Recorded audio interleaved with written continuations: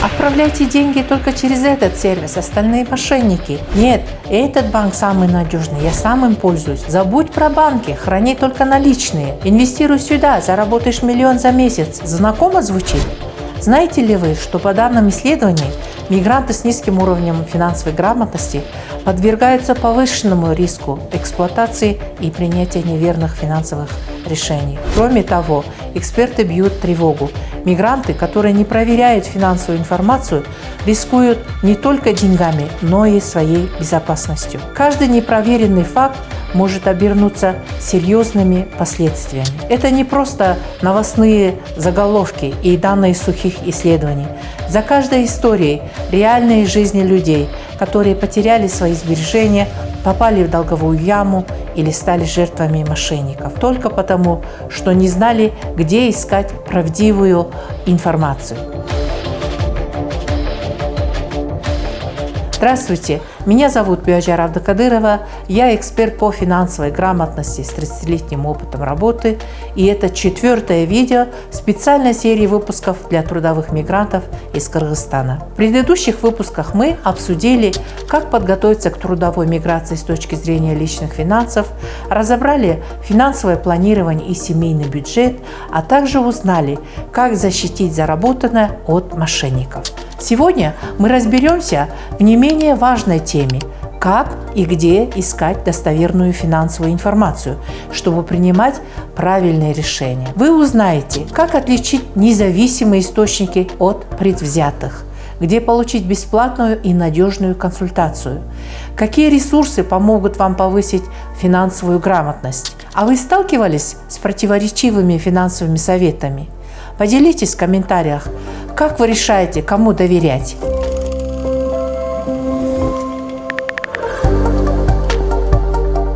Если вы работаете за границей в России, Европе, Корее, США или Британии, вы наверняка сталкивались со множеством советов по деньгам. Но как понять, кому можно доверять, где искать знания по финансам и как защитить себя от предвзятых советов? Да и вообще, что выбрать в этом информационном потоке и не сойти с ума? Позвольте рассказать вам историю Азамата из Бишкека, который работает в Москве уже 5 лет. Азамат – это собирательный образ, но за его вымышленной историей вы наверняка узнаете своих знакомых и родных, а может, кто-то даже себя. Азамат долго копил деньги на квартиру для своей семьи. Когда сумма стала значительной, друг посоветовал ему выгодный способ инвестирования через приложение, о котором рассказывал популярный блогер. Азамат вложил все свои сбережения – $12 000. Через месяц приложение перестало работать, а телефон консультанта оказался недоступен. Позже выяснилось, что блогер получал процент за каждого привлеченного клиента, но никогда не проверял надежность компании. Да что там надежность, он даже толком не понимал, чем эта компания занимается. Дорогие зрители, у меня важное сообщение для вас. Данное видео посвящено теме «Как найти правду о деньгах». Гид по достоверной финансовой информации для мигрантов, в котором мы вместе разберем множество практических вопросов. Но, к сожалению, не все можно охватить в одном выпуске. Для всех тех, кто хочет знать больше и пообщаться со мной вживую, регистрируйтесь на бесплатный вебинар. Там вы получите больше лайфхаков, больше знаний, больше живого общения. Как зарегистрироваться и попасть на вебинар бесплатно, читайте в описании под этим видео. До встречи на вебинаре, а теперь возвращаемся к выпуску. История Азамата, к сожалению, не уникальна. Сегодня мы живем в эпоху информационного потопа. Только задумайтесь, каждый день создается более 500 миллионов твитов, 4 миллиарда постов в Фейсбуке, 34 миллиона видео в ТикТок, загружается 720 000 часов видео в Ютубе, 1,5 миллиарда публикаций в Инстаграм. И значительная часть этого контента создается для того, чтобы продать вам что-нибудь. Так, например, 58% пользователей Telegram подписаны на образовательные экспертные каналы, а 69% пользователей Instagram и Facebook взаимодействуют с рекламой каждый день. Сегодня у нас просто море информации, от видео на YouTube до советов в TikTok. лизинг, кредиты, инвестиции, каждый что-то советует. Кто-то искренне делится опытом, а кто-то продвигает конкретный банк или услугу. В этом потоке информации легко запутаться даже финансовому эксперту, не говоря уже об обычном человеке, который просто хочет сохранить и приумножить свои сбережения. Важно помнить, не вся информация нейтральна, не вся информация создается с целью вам помочь. Многие советы – это скрытая реклама или даже мошенничество. Но давайте разберем причины, почему не все советы полезны. Это очевидно, но об этом мало говорят. Первое – коммерческий интерес. Банки и финансовые компании продвигают свои продукты, умалчивая о недостатках. Очевидно? Конечно. Но задумываемся ли мы об этом, когда видим рекламу «Купи сейчас, плати потом»? Второе – это различные партнерские программы. Открою тайну, блогеры и инфлюенсеры получают комиссию за привлечение клиентов. Третье – отсутствие экспертизы. Многие финансовые гуру не имеют профильного образования. Да что там профильного? Есть такие, которые вообще не имеют никакого образования. И их цель не научить, а продать вам. И четвертое – мошенничество. Некоторые схемы изначально созданы для обмана, но на то они и мошенники, что их не так легко распознать. Этому посвящено мое предыдущее видео. Обязательно посмотрите. Многие советы маскируются под независимое мнение. Например, блогер может хвалить кредитную карту, но не говорит, что это реклама. Или сайт сравнивает вклады, но продвигает только те банки, которые заплатили. И если вы не умеете фильтровать источники, вы можете заплатить за бесполезную или ненужную услугу, получить, например, штраф или другие проблемы из-за того, что поверили неправильной информации и не проверили ее, вложить деньги в обман. Так как же понять, можно ли доверять источнику? Задайте себе 3 вопроса. Во-первых, кто автор? Это госорган, банк, частное лицо. Есть ли у автора лицензия или опыт? Во-вторых, зачем это написано, рассказано, снято? Чтобы проинформировать или чтобы вы что-то купили? В-третьих, есть ли подтверждение? Упоминаются ли законы, ссылки на официальные сайты? Вот пример плохого совета, который я сама видела в одном из мигрантских чатов. Открой карту в этом банке и получишь гражданство быстрее. Не буду говорить, какой там был банк, это не важно, но это сообщение периодически отправляли под видом совета. Давайте разберем, кто автор. Непонятно. Зачем это написано? Наверное, чтобы мотивировать открыть карту. Есть ли подтверждение? Конечно, нет. На сайте банка никакой информации нет. Да и вообще, какая может быть связь между картой и гражданством? Абсурд. Итак, а кому верить? Давайте сразу обратимся к эксперту. Важно быть финансово грамотным и уверенным пользователем финансовых услуг. Во-первых, важно понимать, что существует множество источников информации о финансовых продуктах, услугах, от сайтов, банков и финансовых различных институтов до блогов, социальных сетей, видеороликов, но не все из них одинаково надежны. Некоторые ресурсы могут быть предвзятые, продвигая определенные продукты и услуги, поэтому важно иметь свое критическое мышление, уметь оценивать информацию. И ваша задача научиться распознавать надежные образовательные ресурсы, проверенные источники. Это поможет принимать осознанные финансовые решения. Помните, если у вас возникают какие-либо сомнения, всегда вы можете обратиться к независимому специалисту или источнику, который не заинтересован в первую очередь в продаже того или иного продукта. И будьте внимательны, доверяйте только проверенной информации, и ваш путь к финансовому благополучию станет намного увереннее.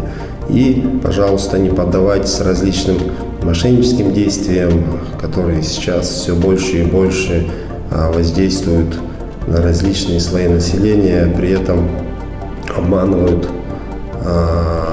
с целью завладения вашими средствами и так далее. Думайте, проверяйте и только черпайте информацию с официальных источников и доверенных ресурсов. Спасибо эксперту. Давайте резюмируем и дополним источники информации. Все ссылки будут в описании к видео и в моем телеграм-канале. Начнем с самых надежных источников – официальных государственных ресурсов. Первое. Государственные и официальные ресурсы Кыргызстана. Это сайт Нацбанка Кыргызстана, сайт Финсабат.kg, просветительский ресурс Нацбанка Кыргызстана по финансовой грамотности, сайт налоговой службы Кыргызстана и сайт социального фонда. Для мигрантов из Кыргызстана особенно полезны сайты местных государственных органов. В стране, где вы работаете, обязательно изучите официальные ресурсы. Я подготовила для вас список с разбивкой по странам. Все ссылки также будут в описании. Сохраните их себе и поделитесь с друзьями и знакомыми.